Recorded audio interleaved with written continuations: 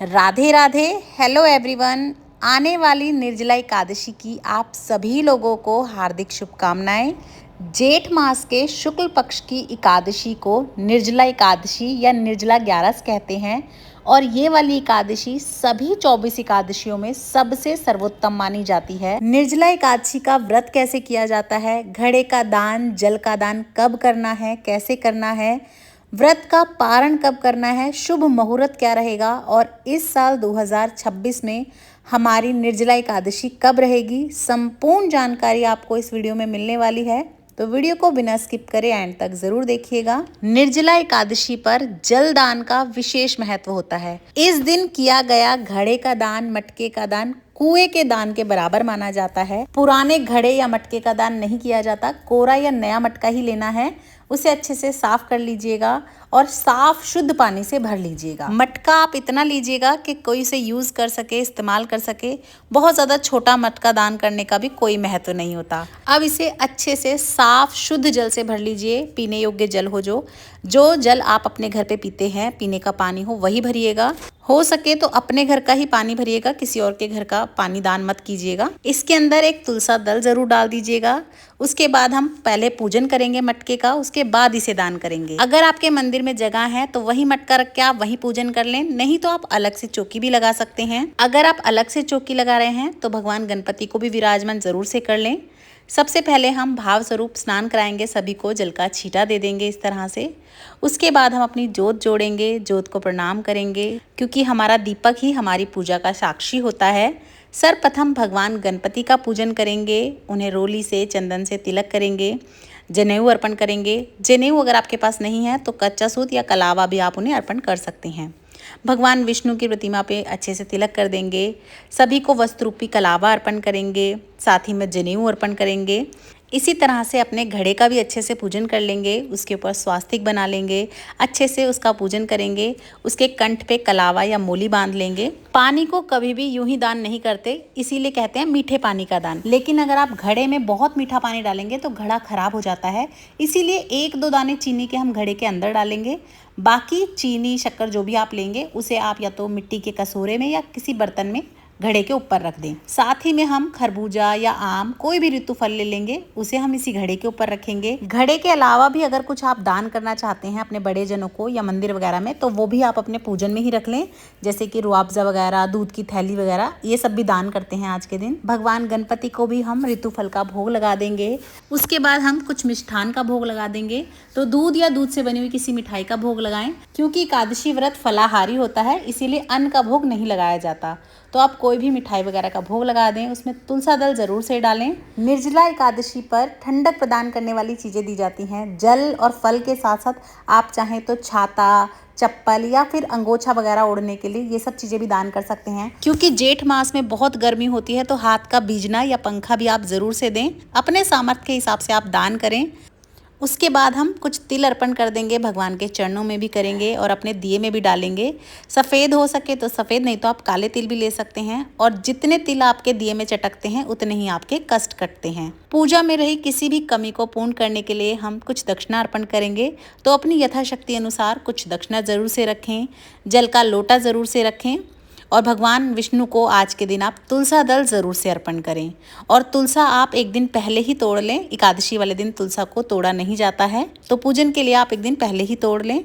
उसके बाद हम कथा सुनेंगे, तो हाथ में कुछ हम तिल के दाने ले लेंगे और हम एकादशी की कथा सुनेंगे। एकादशी कथा का वीडियो आपको अलग से मिल जाएगा चैनल पे, उसे भी चेक कीजिएगा। मैं लिंक डिस्क्रिप्शन बॉक्स में डाल दूँगी। कथा सुनने के बाद ये कथा सुनी के जो तिल हैं थोड़े से अपने लोटे में डालेंगे और बाकी के भगवान के चरणों में अर्पण कर देंगे। धूप दीप दिखाएंगे और प्रेम पूर्वक भगवान की आरती करेंगे। सर्वप्रथम भगवान गणपति की आरती करें, भगवान विष्णु की आरती करें। आरती के बाद पूजा में रही किसी भी कमी के लिए हाथ जोड़कर हम क्षमा याचना कर लेंगे। इस तरह से थोड़ा सा जल हाथ में लेके अपनी चौकी पे से वार देंगे और सभी चीज़ों को जो हमने दान के लिए निकाली हैं मिनस देंगे और चुचकार लेंगे। शाम को भी हम इसी चौकी पे पूजन कर लेंगे, इसीलिए आप चौकी मत हटाइएगा। इस तरह से पहले पूजन किया जाता है, उसके बाद दान किया जाता है। दान आप आज के दिन ज़रूर से करें, कम या ज़्यादा अपनी यथाशक्ति अनुसार। तो देखिए घड़े का दान कर सकते हैं, इस तरह की रुआवज़ा की बोतल, फ्रूटी की बोतल या मीठा पानी, ठंडा पानी, चाहे तो 1 बाल्टी दान करें, या तो आप छवि लगवा सकते हैं रोडों पे, चाहे तो हज़ारों हज़ार लोगों को आप पानी पिलाएं। इस दिन दान विशेष महत्व रखता है। जेठ के मास में किया हुआ दान बहुत ही उत्तम बताया जाता है। आप कम से कम तो जल का दान ज़रूर करें, घड़े का दान ज़रूर करें। ज़्यादा से ज़्यादा आप कितना भी बढ़ा सकते हैं। आप चाहें तो छतरी, जूते, चप्पल, अंगोछा, वस्त्र वगैरह दान कर सकते हैं। जो भी दान करें उस पर थोड़ी दक्षिणा आप ज़रूर से रख लें। तो अब देख लेते हैं ये घड़ा दान करना कब है और किसे दान करना है। तो देखिए पूजन वगैरह करने के बाद ये आप घड़ा दान कर सकते हैं। एकादशी वाले दिन ही ये दान करना है। वैसे और एकादशी के व्रत में तो एकादशी वाले दिन पूजन करते हैं, व्रत करते हैं, दान द्वादशी पे किया जाता है, उसके बाद पारण किया जाता है। लेकिन एकादशी जो निर्जला एकादशी होती है उसमें आप निर्जला एकादशी वाले दिन ही दान करते हैं। तो आप आज के दिन ही दान करिएगा। द्वादशी वाले दिन आप और चीज़ें दान करना चाहते हैं तो वो अलग है, लेकिन जल का, घड़े का दान आप एकादशी वाले दिन ही करेंगे। और ये घड़ा दान आप किसी भी गरीब को दे सकते हैं, ज़रूरतमंद को दे सकते हैं। आपके आसपास कोई भी पंडितायन, बामणी कोई रहती हो उनको दे सकते हैं, या फिर आप मंदिर में भी दान करके आ सकते हैं। और ज़रूरी नहीं है कि आप एक ही घड़ा दान करेंगे, आप अपने हिसाब से ज़रूरतमंद को 2, 4, 5 घड़े भी दान कर सकते हैं। अपने यथाशक्ति अनुसार आप दान कर सकते हैं। जैसा कि इसके नाम से ही पता चलता है निर्जला एकादशी, इसीलिए इस व्रत को निर्जल रहकर किया जाता है। इस दिन जल ग्रहण नहीं किया जाता, कोई भी फलाहार भी नहीं किया जाता। लेकिन अगर आपके साथ कोई समस्या है, प्रेग्नेंट हैं, दवाई लेनी पड़ती है, स्वास्थ्य ठीक नहीं है, तब आप क्या कर सकते हैं, सुबह पूजन वगैरह कर लें। पहले अच्छे से घड़ा वगैरह अपना मिनस लें, उसका पूजन कर लें, घड़ा दान कर लें, उसके बाद आप पानी पी सकते हैं। हो सके तो निर्जला ही रहिएगा, क्योंकि 24 एकादशियों में से निर्जला एकादशी सबसे बड़ी एकादशी होती है। और अगर आप निर्जल रह के इसका व्रत करते हैं तो आपको पूरी 24 एकादशियों का फल प्राप्त होता है। लेकिन अगर सामर्थ्य नहीं है तो अपने स्वास्थ्य को मत बिगाड़िएगा। तो फिर आप पूजन के बाद, घड़ा दान करने के बाद जल ग्रहण कर सकते हैं, कोई दिक्कत नहीं है। और कुछ लोग ऐसा करते हैं कि इस दिन जल का परहेज जितनी देर हो सकता है उतनी देर रख लेते हैं। जैसे मान लीजिए शाम के 4 बजे, 5 बजे, मतलब जब तक उनका शरीर साथ देता है तब तक वो जल का जो है परहेज रख लेते हैं। उसके बाद वो जैसे चाय पी लेंगे, दूध पी लेंगे, लेकिन उसमें जल नहीं रखते। इस तरह भी लोग कर लेते हैं। अगर आप चाहें तो इस तरह भी कर सकते हैं। जैसा आपको उचित लगे उस हिसाब से आप निर्जला एकादशी का व्रत कर सकते हैं। इस साल 2026 में हमारी निर्जला एकादशी का जो व्रत रहेगा वो रहेगा 25 जून को, और द्वादशी का जो हमारा पारण होगा वो होगा 26 जून को।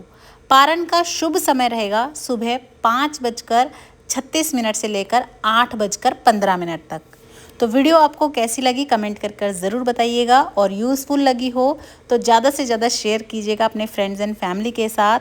और इसी तरह की और वीडियोस देखने के लिए चैनल पर बने रहें, और राधे राधे ज़रूर से लिखें।